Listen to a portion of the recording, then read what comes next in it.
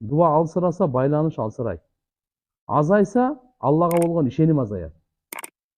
Дуа азайса, Аллага болгон сиздин ишенимиңиз барго, үмүтүңүз, коркуңуз, ушунун баары, сүйүүңүз бардыгы азаят. Ошон үчүн дуаны азайтпаш керек. Дуаны көбөйтүш керек. Абу Хурайрадан риваят бар. Бухари Муслимде келет. Пайгамбар саллаллаху алейхи ва саллям айтат, Алла айтат экен да: "Ана инда занни абди би". Мен пенде мен тууралуу кандай күмөн кылса, мен ошондой мамиле кылам. Ва ана мааху ида закарани. Мен эстегенде мен ал менен биргемин. Алла субханаху ва таала айтып атат: "Фа ин закарани фи нафсихи закартуху фи нафси". Өзүнчө зикир кылса, жалгыз, мен да өзүнчө зикир кылам. Ва ин закарани фи малаин, эгерде бир жамаат менен топтолуп зикир кылышса, закартаху фи малаин хайру минху, алардан жакшы жамаатта мен андан эстейм. Ал периштелердин жамааты.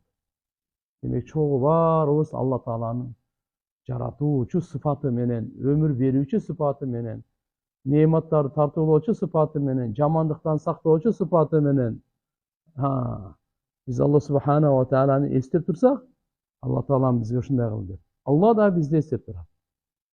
Алла Таала ыраазычылыгы менен эстейт. Алла Таалам күнөөлөрүбүздү кечирүүсү менен эстейт. Андан кийин айтат: "Ва ин тaqarraba ilayya shibran", эгер да ал мага пенде бир карыш жакындаса, taqarrabtu ilayhi zira'an, мен ага бир чыканак, бир кол жакындайм ага. Мындайча айтканда, пенде Аллага жакындаган сайын Алланын ырайымы, Алланын кудурети, жардамы эселеп жакындайт экен да.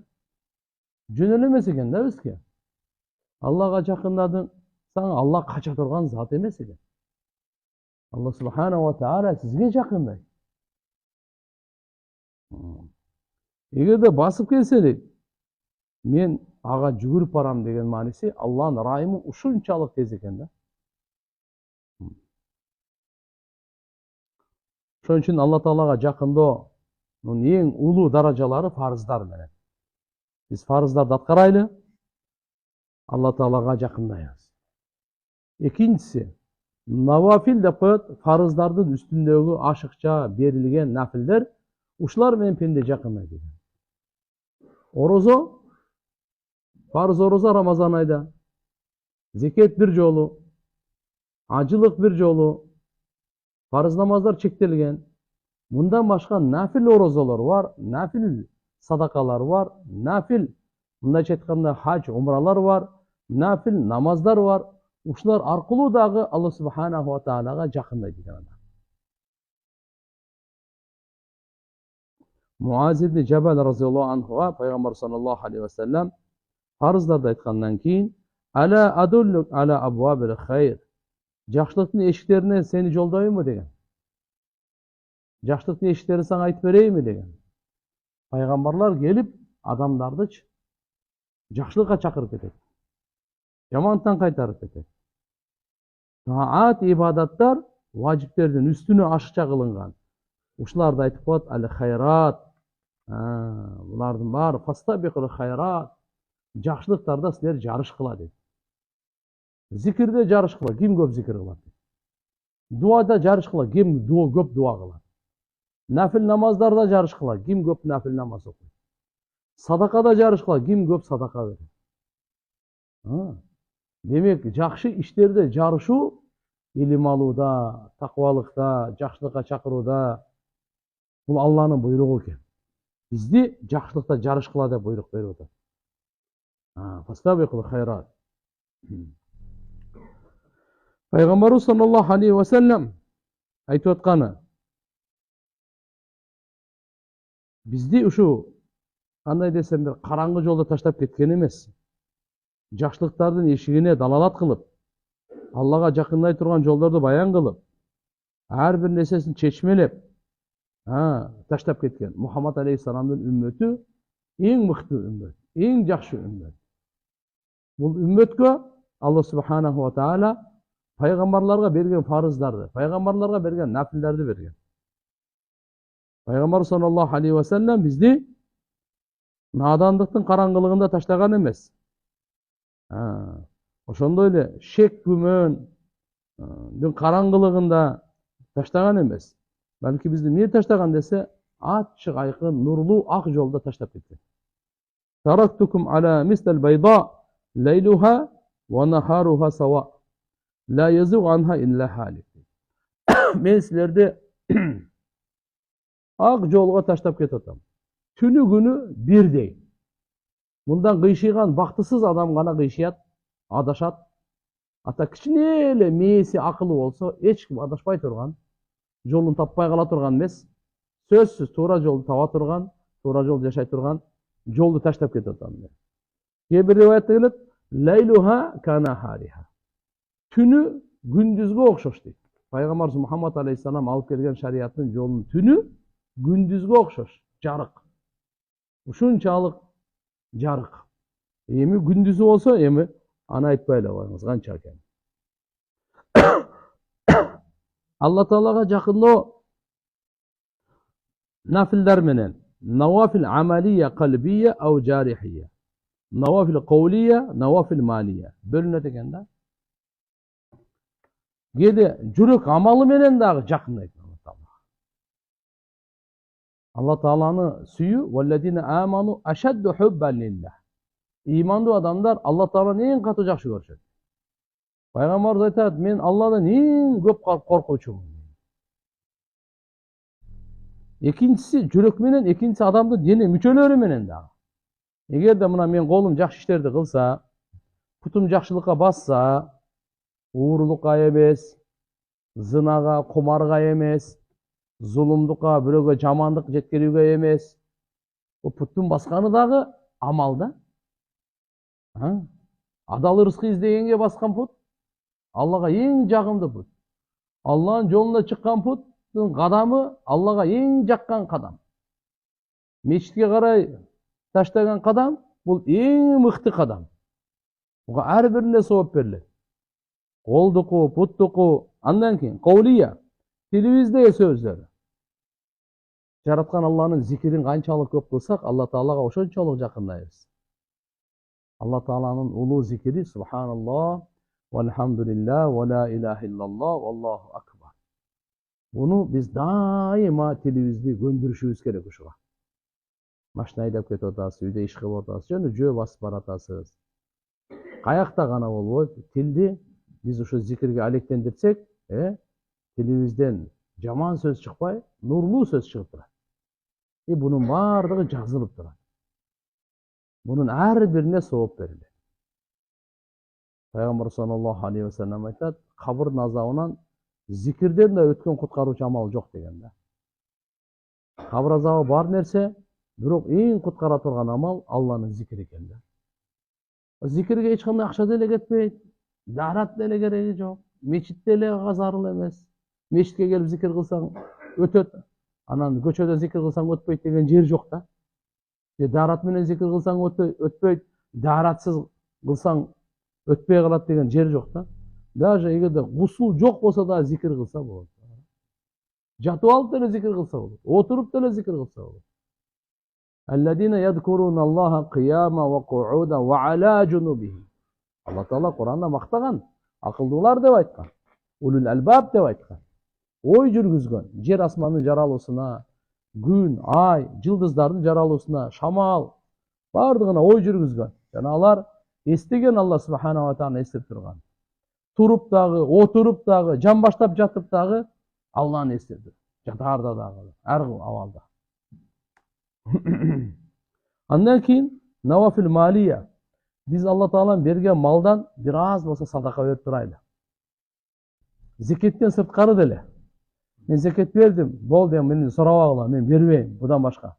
Дебей, зекет го ал фарыз. Ал Алланын акысы. Ал сөзсүз берилиш керек. Бирок андан сырткары да Пайгамбар саллаллаху алейхи ва саллям нафил садакаларды берип турганга буйрат эле.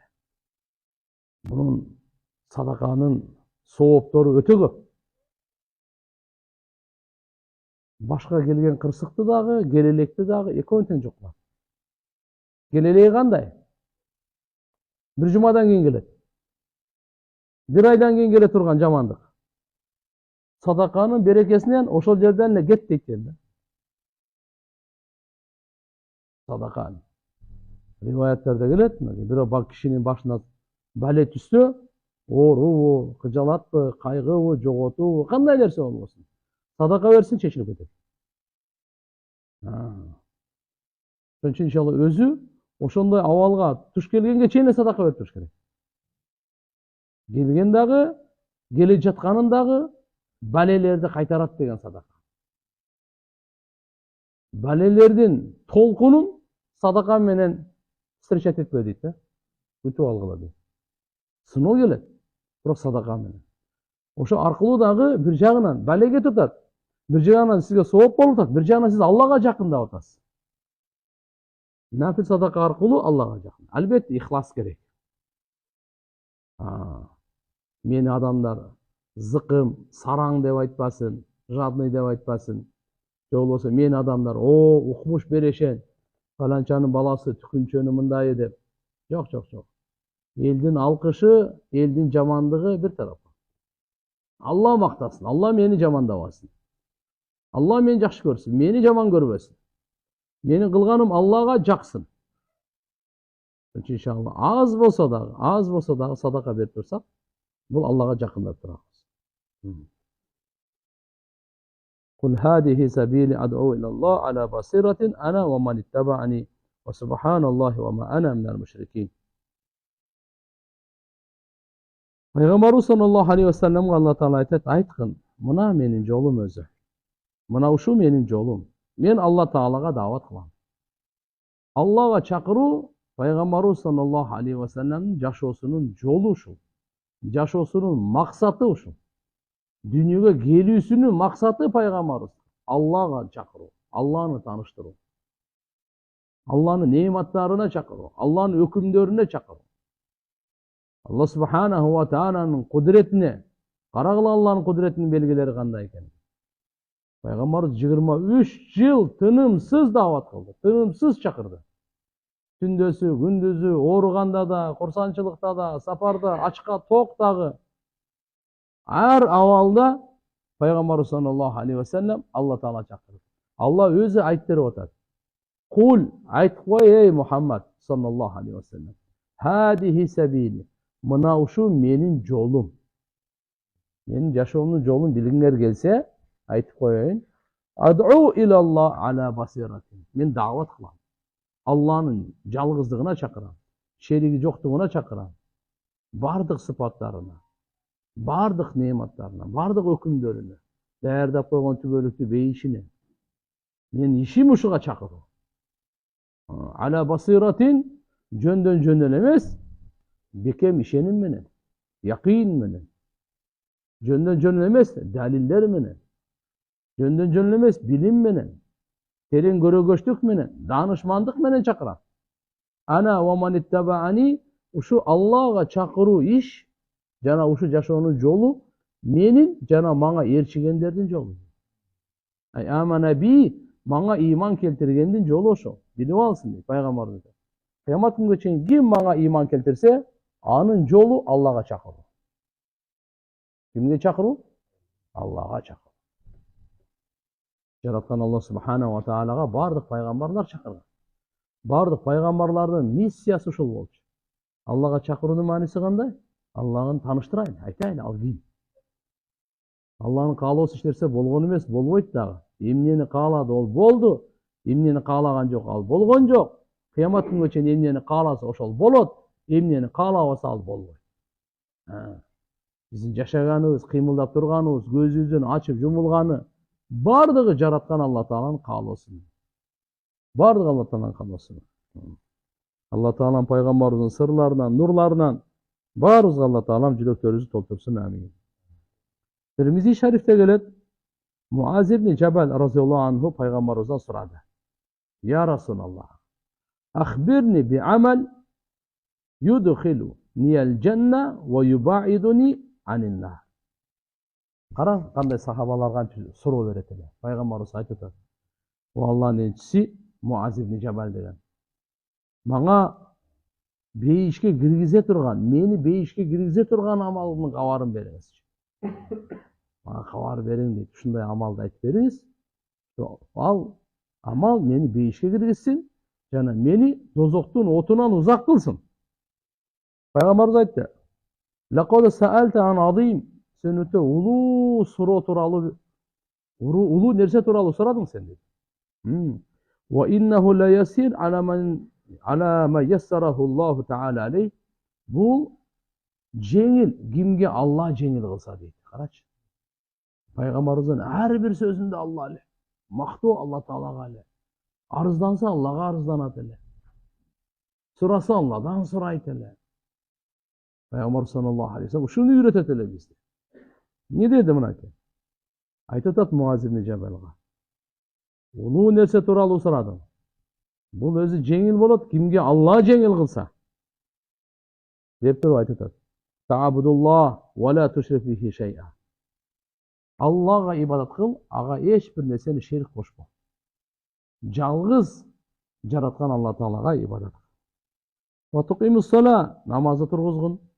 Ва тутиз зака, зекетти бергин. Ва тусуму Рамадан, Рамазан айында ороза карман. Ва тахуджул байт, ажылык кылгын. Мына нерсе сени бейишке киргизе турган ушулар. Аллага ширк келтирбей, жалгыз Алла Таалага ибадат кылууң, намаз окуп жүргөнүң жөнөкөй нерсе эмес. Ушул нерсе сени дозоктон куткарып, бейишке киргизип кое турган амал мыналар. Деп пайгамбарыбыз кабар берип атат. Ороза карман бекер эмес экен. Ажылык бекер эмес, зекет берген бекер эмес. Сумма кала: "Ала адуллук ала абуабил хайр". Андан кийин пайгамбар саллаллаху алейхи вассалам айтып атат: "Мен сага жакшылыктын эшиктерине далалат кылайынбы? Жакшылыктын эшиктерин айтайынбы, кандай экен жакшылыктын эшиги?" Bundan сырткары айтты: "Ас-сауму джуннатун". Орозо бар го, бул калкан деди. Орозо калкан экен туугандар. Кандай калкан? Бу дүйнөдө напсинин азгырылыгынан, кумарынан, арамдыгынан, күнөөлөрдөн, шайтандын чакыруунан бул калкан. Адам баласы калкан аркылуу душмандан коргонот. Калкан аркылуу. Мурунку доордо согуштарда калканы бар, кылычы бар, жоокерлер Алланын жолуна чыгат эле. Калканы менен тиги чапса, ошон коргонот эле. Кудум ушундай, бул ороза калкан дейт. Ороза аркылуу сиз коргоносуз. Шайтандын жамандыгынан, напсинин жамандыгынан коргоносуз ороза аркылуу. Вас-садакату тутфиул хати'a кама тутфиул ма'ан-нар. Суу отту өчүргөндөй, садака дагы күнөөлөрдү ушундай өчүрөт деди. Суу менен отту мындай сепсең өчүп калат да. Садака берип турса, адамдын күнөөлөрү кудум ушундай өчөт экен. Бардыгы жок болот экен. Вас-салату ар-раджул фи жауфил лейл. Андан кийин түнкү намаз, тахаджуд намазы. Түн ортосунда намаз окуу. Мына ушул жакшылыктардын эшиги деп атат. Жакшылыктардын эшиги ороза кармап жүр. Рамазан айды күтпөй эле, Пайгамбар саллаллаху алейхи вассалам 1-4 ороза кармайт эле. Мына азыр 15 Шаабан болуп калды, Ражаб болуп калды. 13, 14, 15 ай толгондо өзүнчө кармап турат эле. Ражаб ай, мынакей будан кийинки Шаввал ай келатат. Азыр 1,5 ай Рамазанга калды. Адам даярдык көрө бериш керек. Ороза кармап Алладан дуа кылыш керек. Я Алла, Рамазанга жеткире көр. Канча адам жетпей калды. Ким бу дүйнөдө, то есть мына ушу Рамазандыга ким жетет, ким жетпейт, Кудай билет. Рамазан толугу менен буйрабы, буйрубайбы? Ар кандай туугандар. Ошон үчүн сахабалар дуа кылат экен 6 ай мурда. Я Алла, Рамазанга жеткире көр. Жетип көп ибадат кылгандан кийин, андан кийин дагы 6 ай. Я Алла, кабыл кыла көр. 6 ай даярдык, жеткире көр. Андан кийин 6 ай. Ошон өткөндөрдүн кабыл кылдыруу менен убара. Кайра, жеткенге убара. Тагдырыбызды Алла Таалам көп Рамазан ай жазсын, Себеп дегенде канча тагдырыбызда Рамазан ай жазган Алла билет. Ичинде кадыр түнү Рамазан айдын ар бир минута эмес, секундасы касиеттүү да. Секундасы. Алла Таалам баарыбызга туура сезим берсин. Ошон үчүн орозону башка күндөрдө кармап жүрүш керек. Кимде былтыркы орозодон казасы болсочу, кармап коюш керек азыр. Adı tün uzun. Kazalar var mı? Sırası karmap saldı. Bir aylığın karmap salmadı. Hatta bir жылдықтың 12 yaşında, 13 yaşında Ramazan ayı sana farz болгондо кармабай калган эле. Az кармап сал, ким койду отур. Бардык жагына пайдаласын. Казаларды кармап коюш керек. Каза намаздарды окуп бериш керек, туугандар. Андай эмес ал. Эртең эсеби бар бунун. Бардыгынын эсеби бар. Жөн унутуп калды, мен унутуп калдым. Алда да унутуп калган жок да ал. Атайлап унутканга аракет деле кылбайлы го. Иншалла бир неме болуп коюш керек, туугандар. Кийин пайгамбарыбыз айтат мынандай дейт. ثم تلا تتجافى جنوبهم عن المضاجع يدعون ربهم خوفا وطمعا حتى بلغ يعملون. Жаткан жерлеринен ысык төшөктөн капталдары узак болгон, жамбаштары узак болгон. Жата берген эмес да. Төшөккө жармашып жата берген эмес. Ысык төшөктү таштап тургандарды айтат. Жана Алла Тааланын өз робусуна дуа кылгандар. Коркуп дагы, үмүт менен дагы. Алланын азабынан коркот, райымынан үмүт кылат. Иман коркуу менен үмүттүн ортосу. Алланын азабынан коркот деген кандай? Ошон үчүн арам иштерди таштайм. Эгерде жүрөгүңүзгө Алладан коркуу келсе, арам ишти таштоо жеңил болот. Жүрөгүңүзгө эгерде үмүт келсе, адал ишти кылган жеңил болот. Алла Таалага жакында. Я'малун дегенге чейин окуду. Сумма кала ала ухбирук би ра'сил амр ва умудихи ва зарвата санамихи. Кала Муаз бала, култу бала я Расулаллах. Пайгамбар айтат, мен сага бардык иштин башын, ошонун түркүгүн, өркөчүн айтып берейинби дейт. Иштин башы ра'сил амр ал-ислам. Ислам. Дин. Бардык иштин башы бар дин. Ва умудуху анын түркүгү ас-сала, намаз экен. Ва зарват санамихи ал-жихад. Анын өркөчү болсо жихад дейт. Алланын жолундагы кармашуу. Андан кийин сумма кала пайгамбарыбыз айтты, ала ухбирук би милаки залика кулли. Ушуну азыр айтып атат. Пайгамбар саллаллаху алейхи ва саллям бардык жакшылыктарды, садака мындай, орозо мындай, ушулардын бардыгын өзүнө камтып алган, баалуулуктардын бардыгын өзүнө алып келген. Бир сөз менен айтканда, куласасын айтып берейинби деди эле, ооба деди. Пайгамбарыбыз тилин кармады дагы айтты мындай, куф алейка хала. Тилиңи тарт деди да. Тилиңи тарт деди.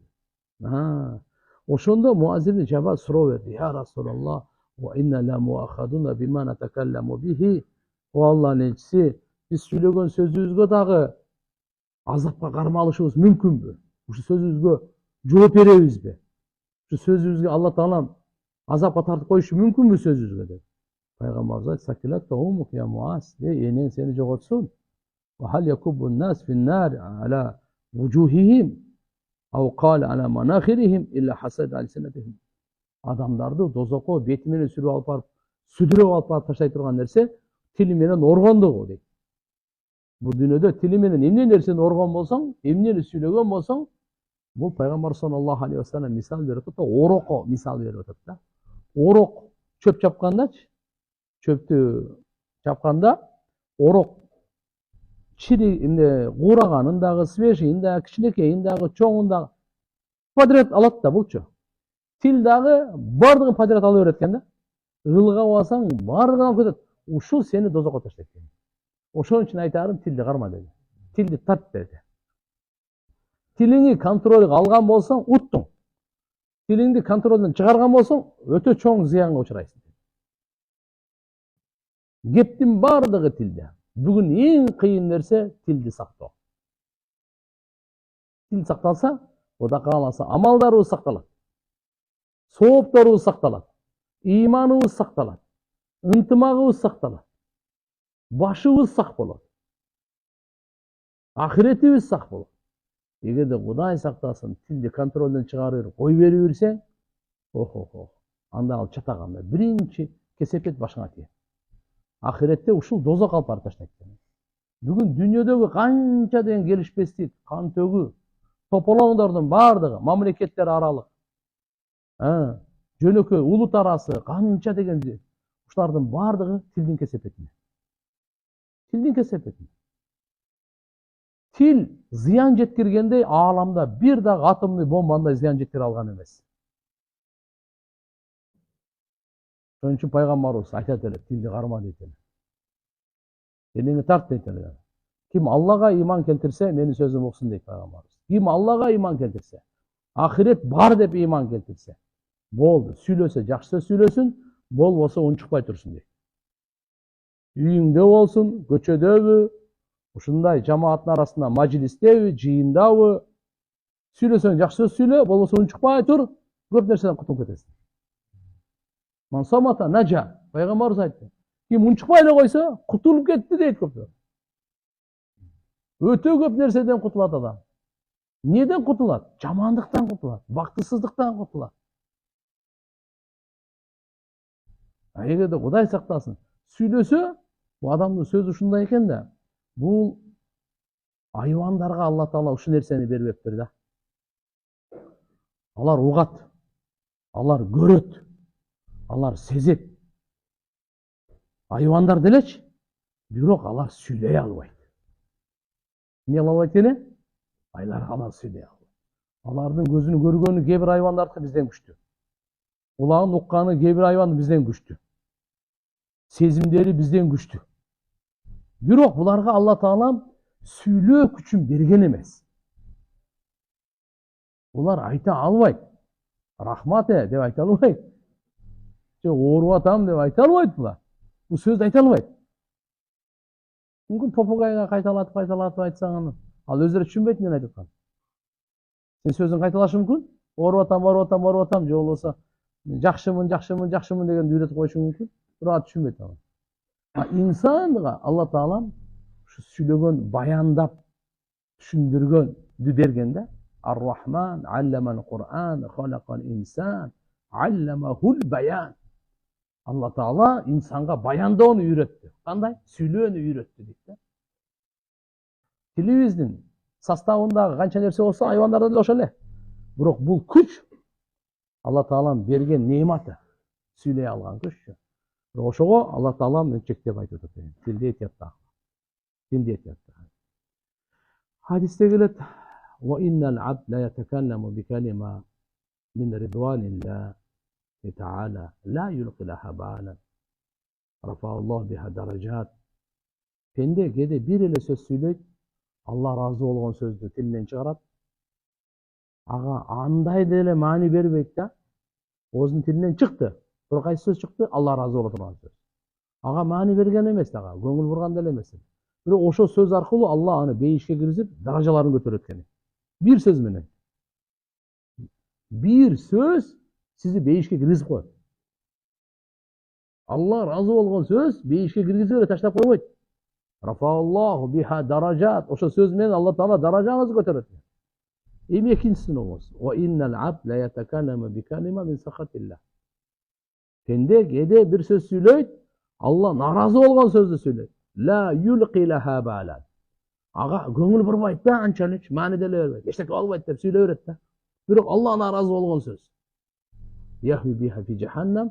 Ошо аркылуу дозокко кулап түшөт дейт. Бир сөз менен. Ошо тургандар иншалла пайгамбар саллаллаху алейхи ва саллям Муаз ибн Жабалга айтып атат: азыркы айткан жакшылыктардын бардыгын өзүңө кармап кала турган нерсе тилди сактоодо дейт. Орозоң качан сенде сакталат? Качан тилди сактасаң. Садака бердиң. Айттык азыр. Суу отту өчүргөндөй садака күнөн өчүрөт дейт. Качан ошо сенде калат? Качан тилиңди сактасаң. Түнкү намаздын сооптору, ошолордун касиеттери, куту, нуру, даражалары, макамдары качан сизге насип болот? Качан тилди сактасаң. Булардын бардыгы. Ошо тургандар, намазыбызда бардыгыбыз ошентип тилди сактайлы. Тилди ойлонуп туруп, ошо бекер айткан эмес да. Жет өлчөп бир кес дегендей, ойлонуп туруп анан сүйлөй. Ойноп сүйлөсөк дагы, ойлонуп сүйлөйлү. Түнкү намаздагы Алла Таалага жакындык. Салатул лейл фа иннаха ши'ар салихин кумман. Түнкү намаз бул толук салихиндердин, өтө мындай улуу аулиялардын белгилери экен булар. Аллага жакын адамдардын белгилери. فَلَا تَعْلَمُ نَفْسٌ مَا أُخْفِيَ لَهُمْ مِنْ قُرَّةِ أَعْيُنٍ. Ешбір жан аға жашырып қойған Алла Субхана ва Таала көзінің рахатын білбейді. Мындай дегені, бейіште Алла Субхана ва Таала бұл дүниеде оңолу эле келсең, все, бейіште сен білбеген, көрбеген, қиялыңа келбеген нематтар даярдап қойған дейді. Просто сен оңолу эле келді. Оңол, салих деген не? Салах. Көзің оңдо, құлағың оңдо, тилиң оңдо, қолың оңдо, путуң оңдо, ойың оңдо, ниетің оңдо, көз қарашың оңдо, жүрегің оңдо. Мынаның бардығын ала бер. Көзіңді арамдан сақтап кел маңа. Тилиңді арамдан сақтап кел. Құлағыңды, қолыңды, алқымыңды арамдан сақтап ал кел. Салих, оңдоп кел. Мыналардың бардығын ал. Демек, адам баласы түндесіп тұрғанда қанша сауап беріледі? Намазға тұрғанда, дарат алғанда. Хадисте келеді ғой. Пенде ұқтағанда, бар өзі ұқтай үстіндесі. Шайтан 3 түйімменен бізде түйіп қойды екен, не? 3 түйімменен түйіп дуалайды ал. 3 менен. Өзінше ол. Анан таптай береді. Алейка лейлан тавилан фарқут. Түн ұзын ұқтай бере деп аттанғанын. Яш баламын өтіп соң ұқтап қалған. Бізде ұшын төреткен, шайтан. Түн ұзын, пака ұқтап тұр деп. Ұшын төретіп ана күнді шығарып өтті, емі түрі бер деп қойдан. Іштің барын өлтірді дағы, емі түрі бер. 3 түйіммен байлайды деген. Бірінші тұрғанда әлі, егерде қайрат менен, ерік менен тұрса, бірінші түйін шешіледі. Дарат алғанда, екінші түйін шешіледі. Жай намазға тұрып, намазға Аллаху акбар деп баштады, үшінші түйін шешіледі. Жана бұл көңілі ашық, маша Алла, ошол күнде Алла Таалам буйрат бугачы. Егерде уқтай берген болса, шайтан зара кылат деп айтат. Кулак мурдуге башына бардына зара кылып салат. Ана кандай болсо, көңілі түшкөн, чөккөн абалда турат деп. Иә, уақыт қалды.